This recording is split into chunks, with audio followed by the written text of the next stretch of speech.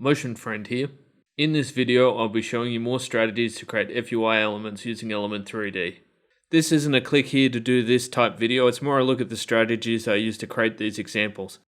The project file will be in the description for you if you want to learn how I created them. For each of these, I only use the ring or sphere shape in the particle replicator. Really quickly, you can build fully 3D FUI elements such as these. Sometimes I'm layering these up using the groups, using the same shapes but giving them a different animation to make them look more complex. The other thing I'm using are the new VR effects such as VR Glow and VR Glitch.